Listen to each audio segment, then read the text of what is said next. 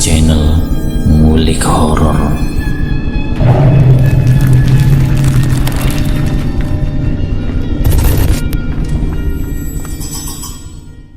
Assalamualaikum warahmatullahi wabarakatuh. Kembali lagi di channel Ngulik Horor. Channel ini menceritakan tentang kisah-kisah misteri. Pada kesempatan kali ini saya akan membawakan kisah misteri yang diambil dari YouTube-nya Ngulik Misteri dan ditulis oleh @nafila. Kalian juga dapat mengunjungi YouTube-nya Ngulik Misteri ya. Nanti link saya akan sediakan di kolom deskripsinya. Oh ya, di dalam cerita ini nama dan tempatnya disamarkan semua ya, untuk menjaga privasi pihak yang terlibat di dalamnya. Yuk daripada kita lama-lama langsung saja kita simak ceritanya. Bismillahirrahmanirrahim. Kali ini saya akan membawakan kisah misteri yang berjudul Dicekik Iblis Pesugihan. Ini ada satu kisah pengalaman yang dialami seorang praktisi yang pernah gagal menangani pasiennya, lalu berimbas kepada dirinya sendiri. Sebut saja namanya Mbah Sabto. Mbah Sabto ini pernah menangani pasien yang penyakitnya ini terbilang aneh. Sebut saja nama pasiennya itu adalah Abdul. Abdul yang waktu itu datang kepada Mbah Sabto dengan keluarganya yang keluarganya itu menceritakan tentang kehidupan Abdul. Mulai dari dia yang pernah bekerja di salah satu toko material yang menurut desas-desus kabar pemilik toko material itu melakukan pesugihan. Dan berdasarkan apa yang dialami Abdul, sepertinya Abdul ini diincar oleh sesembahannya yang nantinya akan dijadikan tumbal pesugihan dari pemilik toko material itu. Sebut saja namanya Pak Joko. Sebelumnya itu Abdul setiap harinya selalu mengamuk-ngamuk di rumah. Kelakuannya itu seperti orang yang sudah hilang akal. Selalu ngamuk-ngamuk, selalu memecahkan barang yang ada di sekitarnya, yang membuat orang tuanya beserta anggota keluarganya bingung menangani perilaku Abdul. Sakit yang diderita Abdul itu secara tiba-tiba saja. Saat dirinya sedang mengamuk, sering mengatakan satu nama, yaitu Pak Joko. Dengan kemarahannya, Abdul mengusir semua orang yang di sekelilingnya dengan kalimat yang membuat keluarganya ini keheranan. "Weh, Pak Joko, keluar kamu dari sini, keluar, keluar. Mau apa kamu ke sini? Sana keluar. Kalian semua keluar dari sini." Wah, bang! Benda apapun yang ada di sekitarnya dihancurkan semua oleh Abdul, yang akhirnya membuat keluarganya Abdul mengira kalau Abdul akan dijadikan tumbal oleh majikannya. Saat berada di rumah ketika Abdul tidak dijaga oleh keluarganya, yang saat itu Abdul berada di dalam kamar dengan pintu terbuka. Tidak ada satu orang pun yang menjaga Abdul. Di dalam kamarnya, Abdul mencekik lehernya sendiri sampai wajahnya pucat pasi dengan lidah yang keluar.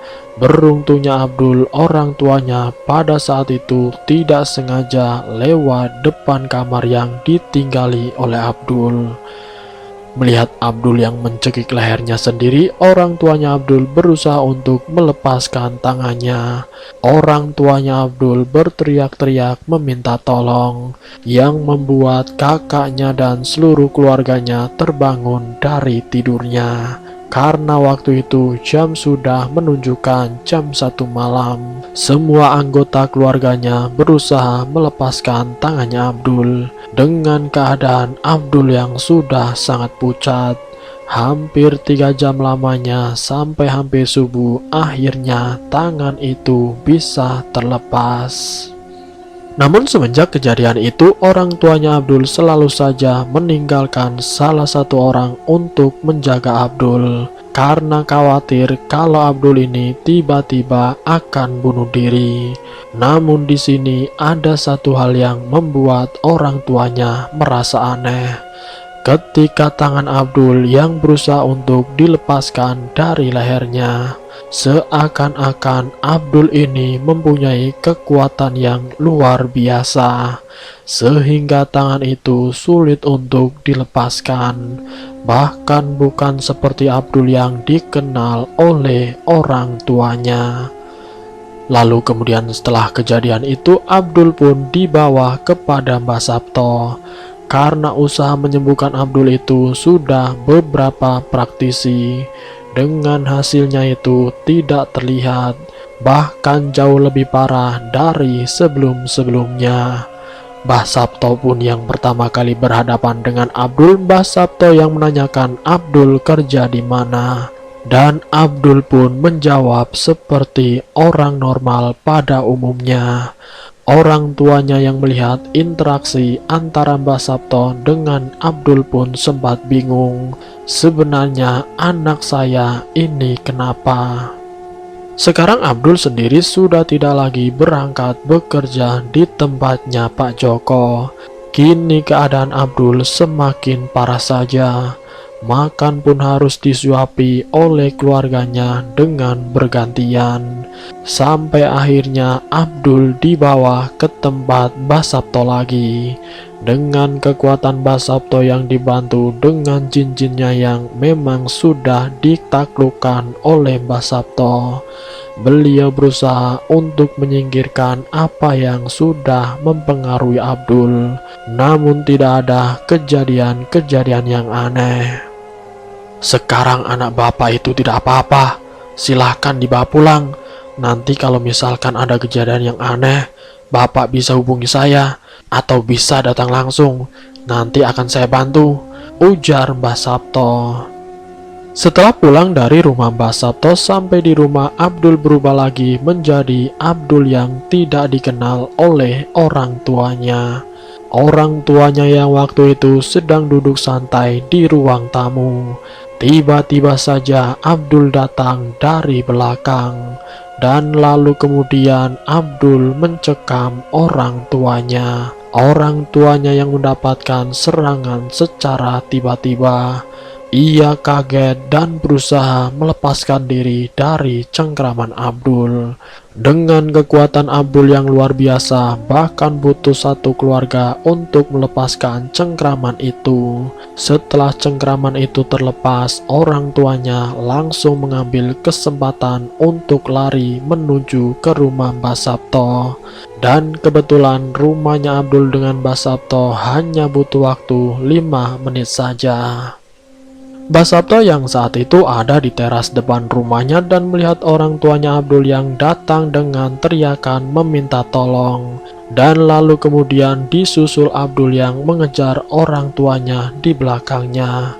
Keluarganya saling berusaha mengejar satu sama lain sampai ke tempat Mbah Sabto. Abdul kini tengah berhadapan langsung dengan Mbah Sabto. Mbah Sabto pun tahu kalau yang ada di dalam tubuh Abdul itu adalah sosok yang mempengaruhi jiwanya.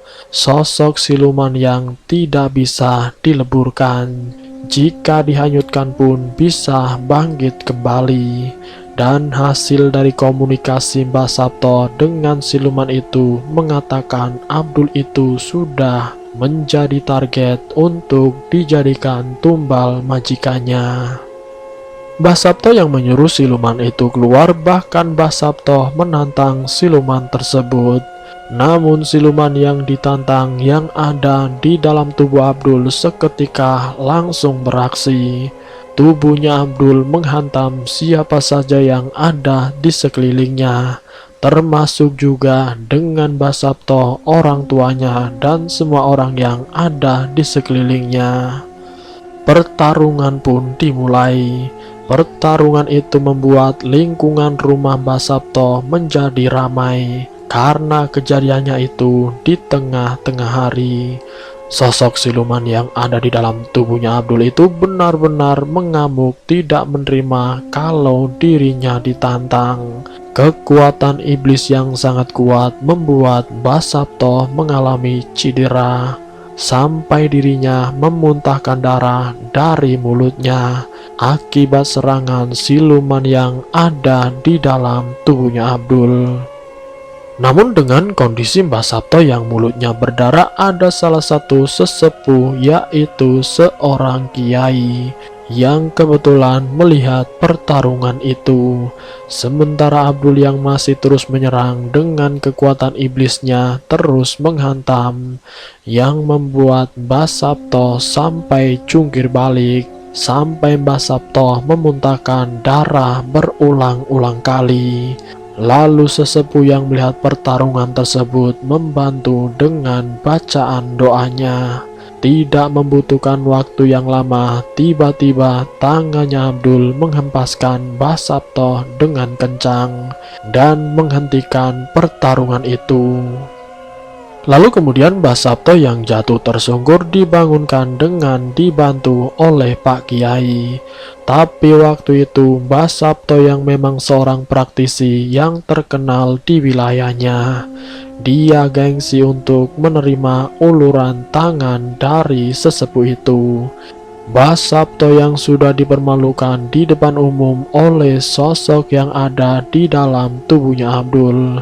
Saat Mbah Sabto dibangunkan, menolak dan membuang uluran dan bantuan dari sesepuh, Mbah Sabto mencoba untuk bangun sendiri tanpa bantuan orang lain.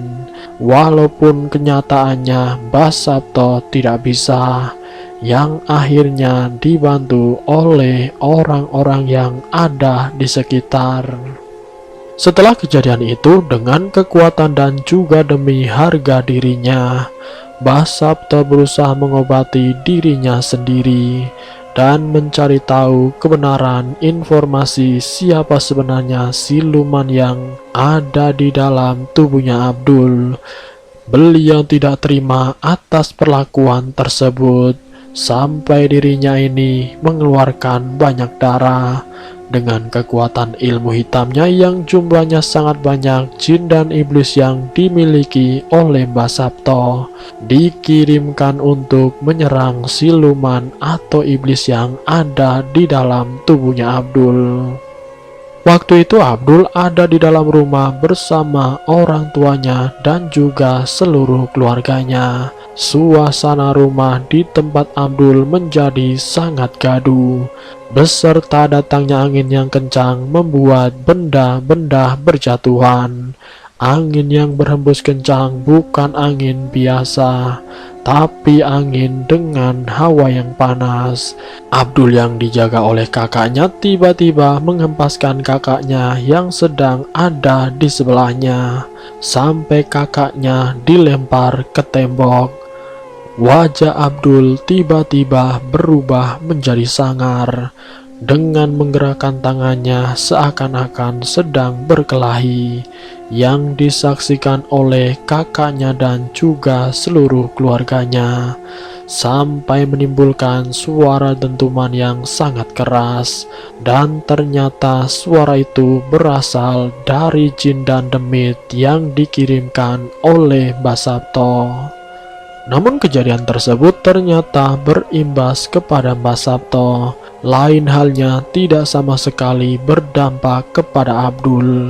Abdul masih bisa bertahan, dan keadaan suasana yang tadinya berhembus angin kencang tiba-tiba berhenti dengan sendirinya, serta wajah Abdul seketika berubah menjadi Abdul yang keluarganya kenal. Sementara Mbah Sabto fisiknya melemah karena pertarungan tadi. Para jin dan iblis Mbah Sabto yang dikirimkan tadi juga tidak kembali ke tempatnya sampai azan subuh. Lalu dengan kekuatan, dengan mantra-mantra yang dibacakan Mbah Sabto, kemana mereka semua? Kemana jin yang saya kirimkan untuk menyerang iblis yang ada di dalam tubuhnya Abdul? Gumam Mbah Sabto. Lalu kemudian di pagi harinya tiba-tiba saja matanya Mbah Sabto seperti ada gumpalan darah yang sangat berat. Matanya Mbah Sabto terasa sangat sakit. Untuk memejamkan matanya saja itu sangat susah. Dengan kekuatan yang diyakini bisa menyembuhkan, Mbah Sabto mencari tahu asal muasal penyebab matanya itu ada gumpalan darahnya. Dari hasil komunikasi itu ternyata ada serangan balik yang dikirimkan oleh pemilik sosok iblis itu, yang membuat matanya Mbah Sabto menjadi ada gumpalan darah yang susah untuk dipecahkan, dan itu pun berlangsung sampai beberapa hari, membuat matanya Mbah Sabto semakin membesar dan semakin membengkak, sampai Mbah Sabto sangat kesusahan dalam beraktivitas. Hampir 5 hari tubuhnya Mbah Sabto tiba-tiba seperti orang yang lumpuh. Awalnya kaki kanannya tiba-tiba sulit untuk digerakkan, dan berikutnya kaki kirinya juga mati rasa. Sekarang Mbah Sabto sudah seperti orang yang lumpuh. Dalam keadaan yang seperti itu membuat Mbah Sabto merasa putus asa. Karena untuk apa dia hidup kalau kedua kakinya tidak bisa digerakkan? Tidak hanya itu, sosok iblis atau siluman yang ada di dalam tubuhnya Abdul justru mengancam Mbah Sabto untuk dijadikan tumbal. Karena kekuatan yang ada di dalam tubuhnya Abdul melebihi kekuatan dari Mbah Sabto, yang ternyata berdampak pada dirinya sendiri. Kedua kakinya yang sudah tidak bisa digerakkan, sementara bola matanya semakin membesar dengan gumpalan darah. Di hari ke-6 yang dirasakan Mbah Sabto, kedua tangannya juga seperti lumpuh, tidak bisa digerakkan. Hanya teriakan mulut saja yang bisa digunakan untuk meminta tolong. Tapi rasa gengsinya yang tinggi karena Mbah Sabto yang diyakini oleh warga sekitar, yang sudah dipercaya oleh lingkungan desa, kalau Mbah Sabto dikenal dukun yang paling sakti, yang mampu menetralisir dan mampu mengobati hal-hal gaib.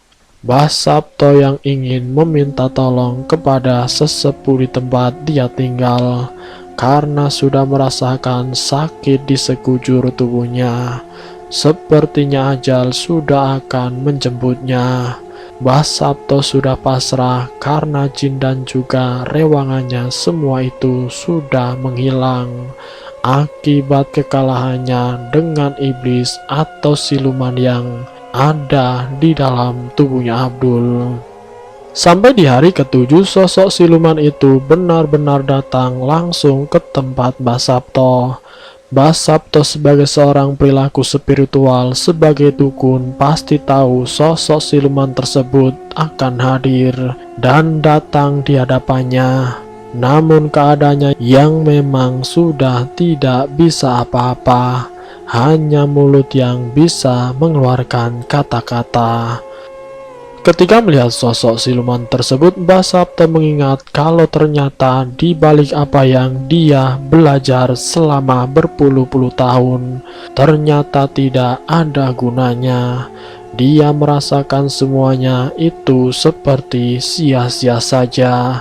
Kekuatan perewangan demit yang selama ini ada di dekatnya semuanya menghilang, tidak ada satupun yang tertinggal. Semuanya sudah menghilang, termasuk dengan kodam-kodam atau jin yang menunggu di pusaka-pusaka. Semuanya itu sudah sirna, hilang, tidak tersisa. Mbah Sabto sudah pasrah dengan keadaan tubuh yang sudah tidak bisa lagi digerakkan. Namun Mbah Sastro masih mengingat satu kata. Tanpa ragu lagi, tanpa bimbang lagi, saat iblis atau sosok siluman yang ingin menjadikan Mbah Sabto tumbal, Mbah Sabto hanya pasrah dengan mengucapkan kalimat La ilaha illallah. Kalimat Allah itulah diucapkan oleh Mbah Sabto. Di saat Mbah Sabto mengucapkan kalimat itu, sosok siluman yang ingin mencekiknya terpental begitu saja. Dan semua tubuhnya Mbah Sabto, tangannya dan juga kedua kakinya berangsur-angsur menjadi membaik, membuat Mbah Sabto mengucapkan kata Alhamdulillah.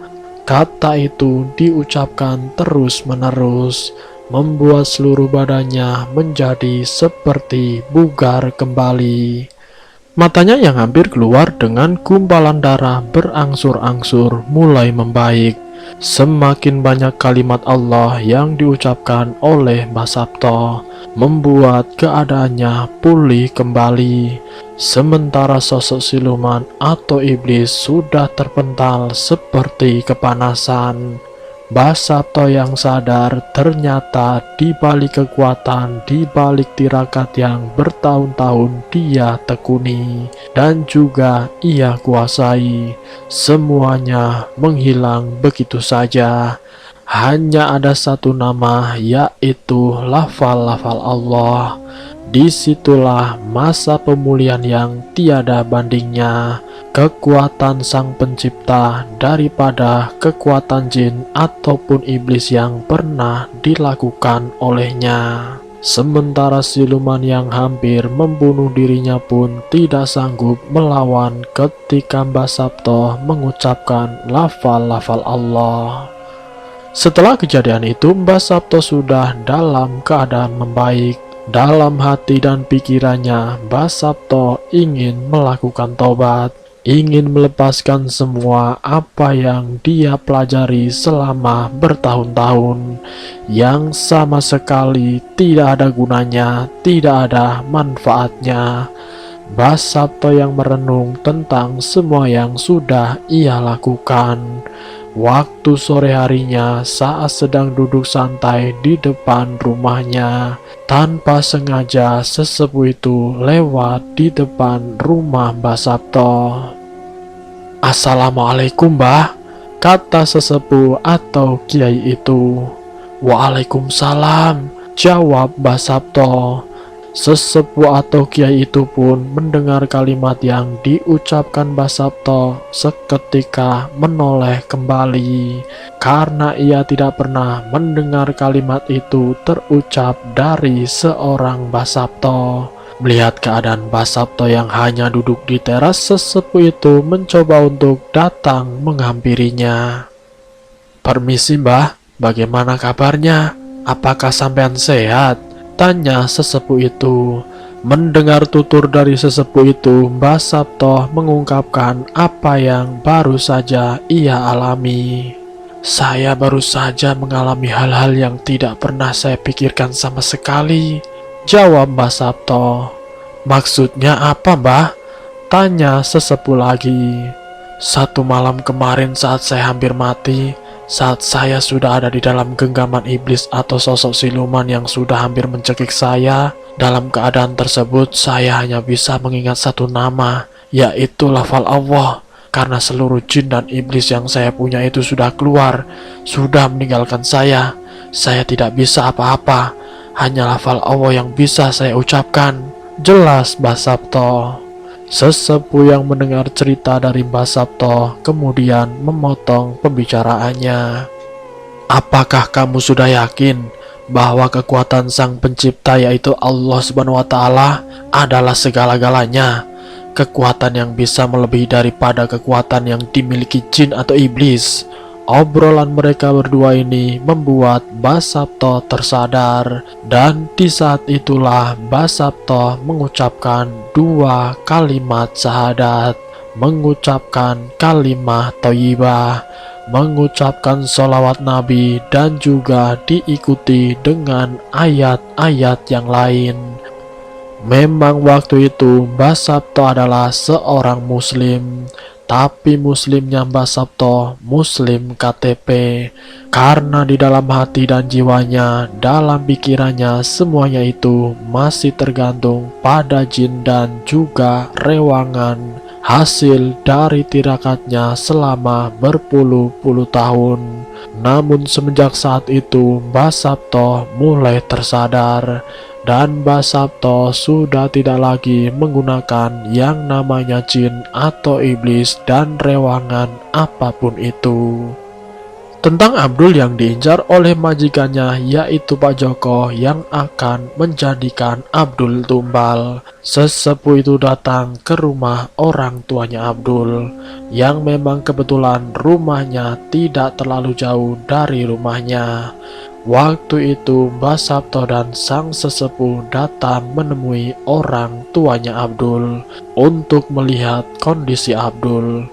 Mereka berdua langsung disuruh masuk untuk melihat kondisinya Abdul yang memang dikunci di dalam kamarnya. Sesepuh yang melihat kondisi Abdul yang ternyata sudah dalam keadaan yang benar-benar memprihatinkan. Salah satunya tubuh Abdul yang memang sudah diincar. Dan hari itu mungkin saja hari terakhir bagi Abdul yang akan menjadi tumbalnya Pak Joko. Tapi beruntunglah Abdul waktu itu, karena kedatangan sesepuh yang menolong Abdul dari jeratan pesugihan yang dilakukan oleh Pak Joko.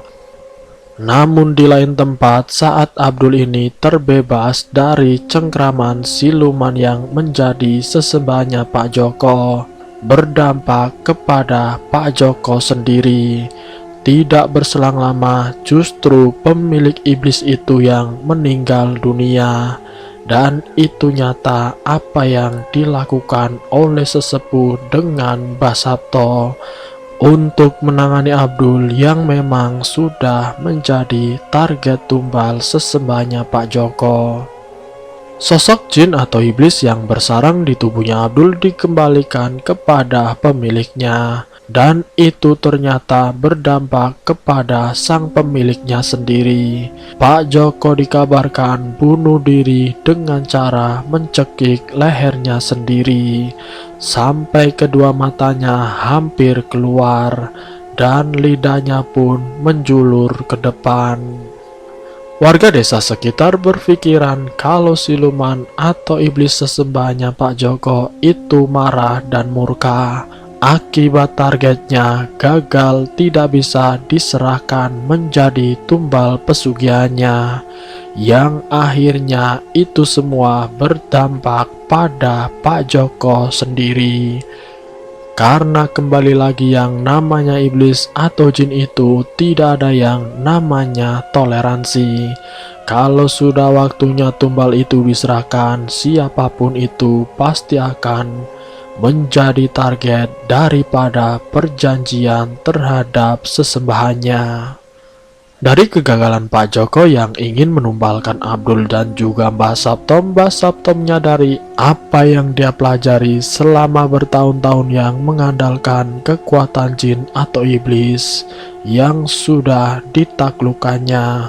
Dengan benda-benda pusaka yang dia miliki tidak ada gunanya. Karena apapun yang dimiliki Mbah Sabto, kekuatan yang dimiliki saat itu membuat dirinya hanya bisa pasrah.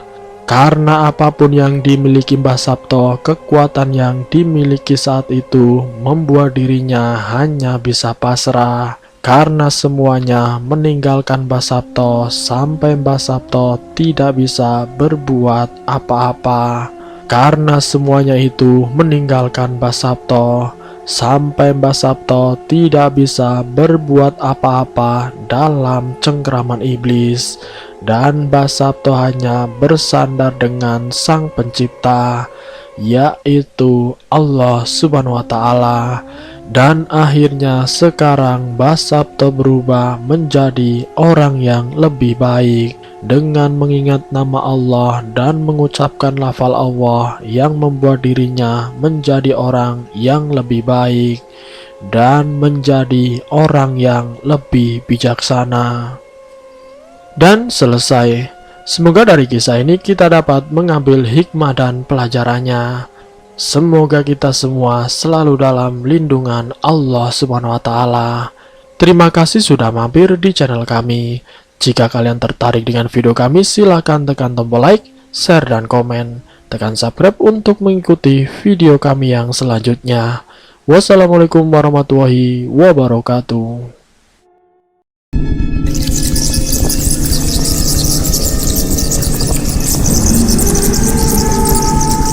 Selamat datang di channel Ngulik Horor.